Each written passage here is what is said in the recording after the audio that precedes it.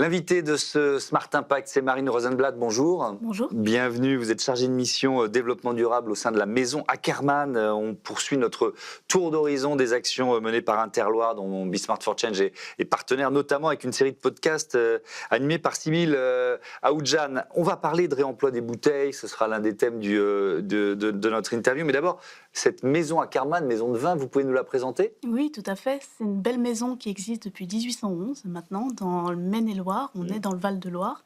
Nous sommes négociants, mais pas que. Nous avons 6 domaines et châteaux entre Nantes et Sancerre. Et on a vraiment une vision du raisin jusqu'à la bouteille. Donc on a aussi des sites dits de vinification, de conditionnement, avant un envoi à l'export en France, mais aussi à l'étranger. On va parler de sensibilisation des vignerons aux pratiques éco-responsables. Qu'est-ce que vous faites en la matière ? Comment vous menez des actions de Tout à sensibilisation ? fait. Tout d'abord, il faut savoir qu'avec nos apporteurs, on les connaît depuis très longtemps. Parfois, on travaille avec des personnes, c'est la 3e ou 4e génération. Donc, dans les pratiques, il y a des pratiques durables qui sont déjà bien ancrées. La majorité d'entre eux ont une certification haute valeur environnementale, soit de niveau 3, soit on passe au niveau 4. Donc, il y a un renfort dans les critères, notamment en biodiversité. Ou alors, ils ont d'autres certifications comme Terravitis. Les critères pour obtenir cette certification HVE, c'est quoi ? Alors, c'est sur la fertilisation, c'est sur la réduction des produits phytosanitaires, Ouais. et puis c'est vraiment un renfort sur la biodiversité avec, par exemple, l'implantation de haies, d'arbres ou de couverts végétaux qui permettent que la vigne se porte bien. Il y a des contraintes, il y a aussi des bénéfices. Oui, tout à fait. Alors, il y a une mise en place, il faut faire attention sur la pratique, bien agir à tel instant, à tel instant T, Ouais. mais il faut composer avec la météo. Et ça, dans la pratique, c'est du quotidien pour le vigneron et on s'adapte au cas par cas. Il y a une question de sol aussi. Un vigneron qui est situé à Nantes et un vigneron qui est situé à Sancerre, c'est pas le même sol, pas la même météo, pas le même climat parfois. Et donc, il faut composer avec tous ces éléments.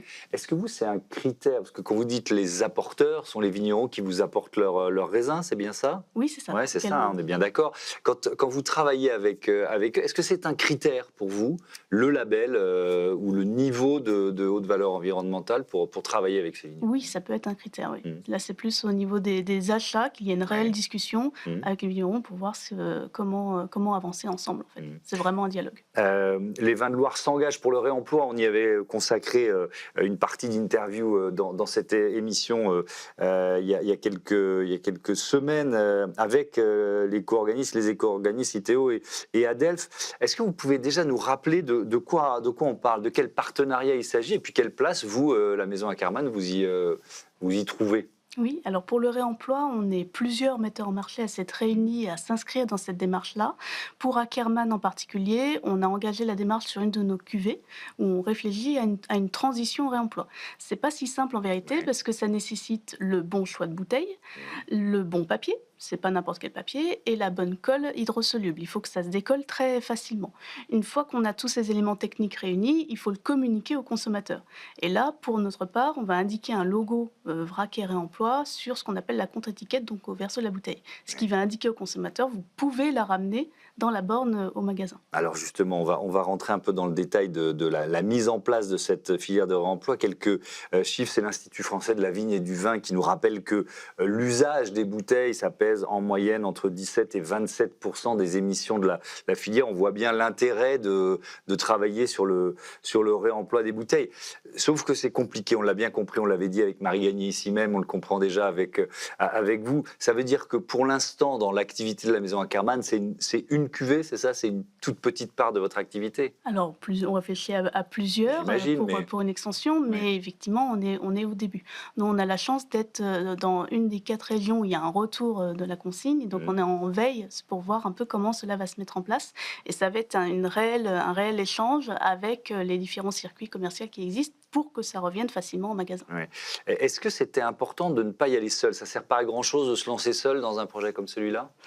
Se lancer seul, c'est mieux dans une collectif pour avoir un réel partage d'expérience et sur Oui, le côté technique et puis sur et on avance. la filière Oui, de oui, oui. réutilisation aussi. Oui, bah, là, le fait d'être plusieurs dans la démarche, on se réunit, on échange, on a des retours techniques, d'expérimentation, comment tu fais, ça c'est très important. Ça permet d'aller beaucoup plus loin et d'aller beaucoup plus vite surtout.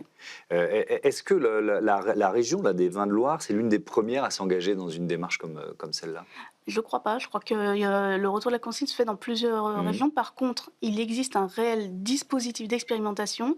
Il y a 4 régions dans ce secteur-là où il y a un retour de la consigne. C'est Mmh. Pays de la Loire, Bretagne, Normandie et Hauts-de-France, où il y a un dispositif particulier, Ouais. mais pas que. Il y a d'autres circuits qui existent et on est en veille sur les différentes possibilités pour que le réemploi revienne en magasin. La difficulté, c'est la forme de la bouteille aussi, parce que c'est un identifiant très fort des régions, des différents vins. On pourrait, dans un monde idéal, se dire que toutes les bouteilles, un peu partout en France ou même en Europe ou sur la planète, sont réutilisées, redéposées par les clients, plutôt que d'être cassées, puis remises dans le circuit. Sauf que ça suppose que nous, consommateurs, on accepte de boire dans la même bouteille toutes sortes de vins. Ah ben, potentiellement, c'est un retour de la standardisation, Mm. on va vers ça. Est-ce qu'il y aura in fine, vraiment une seule bouteille pour le vin? C'est à voir.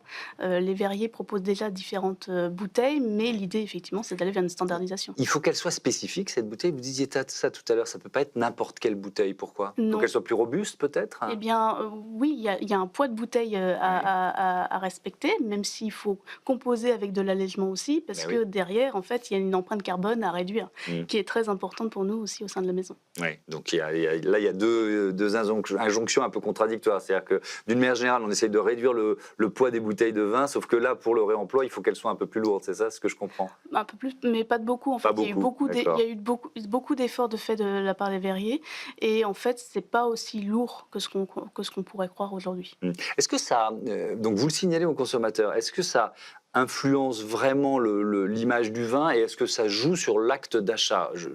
Je trouve la démarche passionnante, mais je ne suis pas sûr que ce soit le premier critère pour acheter un vin. Vous voyez ce que je veux dire?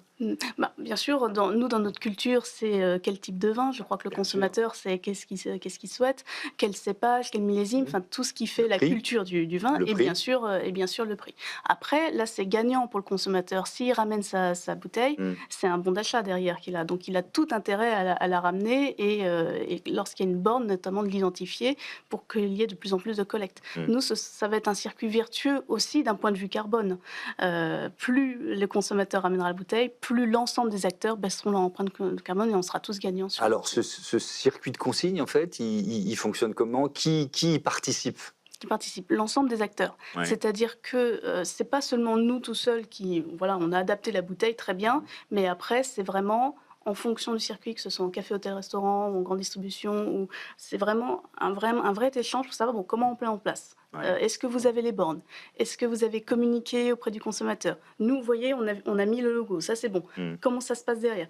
Et tout ça, c'est ce qui est en train de se mettre en place en ce moment. D'accord, donc c'est le principal frein au développement du réemploi aujourd'hui, vous diriez ça?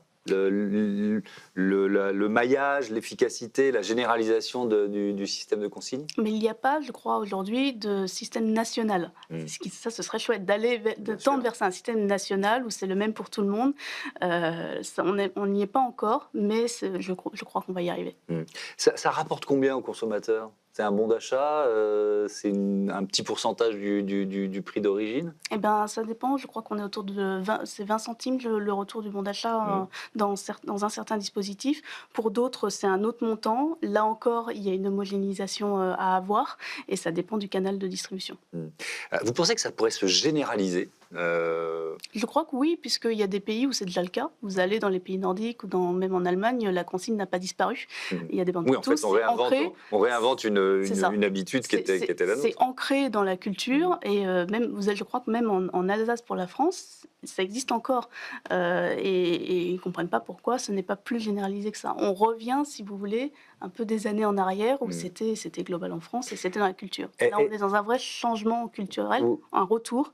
oui. Ça va prendre du temps, mais c'est Mm. là et je crois qu'il n'y a pas de raison pour qu'on ne le fasse pas. On disait c'est l'importance de le faire ensemble parce qu'effectivement, il faut que ce système de consigne soit le plus efficace possible. Mais j'imagine que c'est quand même un surcoût pour les vignerons ou pour une maison comme la vôtre de mettre en place un système de réemploi comme celui-là. Ça dépend, c'est à analyser, c'est à comparer, Mmh. mais in fine, je le rappelle, on a une empreinte carbone à réduire et ça, c'est très important pour l'avenir. Plus il y aura, un circuit de collecte, plus on sera aussi gagnant d'un Mmh. point de vue économique et d'un point de vue ressources naturelles par rapport au réchauffement climatique. Une dernière question, tiens, sur le rayonnement de la région grâce à l'œnotourisme. Il paraît que vos caves méritent particulièrement le détour. J'ai lu ça en Oui. préparant l'émission. Pourquoi? Qu'est-ce qu'elles ont de particulier? On a une cave un peu exceptionnelle qui est Oui. une cave cathédrale, donc c'est une cave qui est très, très, très grande, Mmh. et avec des œuvres d'art, on a une résidence, artistique C'est une, particulière. c'est une cave naturelle? C'est une cave troglodyte en quelque sorte? C'est quoi? Alors oui, c'est des caves qui ont été comme ça D'accord. en l'état et que l'on peut aujourd'hui, parcourir, sans problème Et ben et voilà, c'est assez impressionnant. ça fait une autre bonne raison de venir dans la région. Merci beaucoup, Marine Rosenblatt. Je rappelle évidemment, puisqu'on parle de vin, que l'abus d'alcool est dangereux pour la santé. Je vous dis à bientôt sur Be Smart for Change. On passe tout de suite à notre débat. Comment l'art se met au service de la transition environnementale?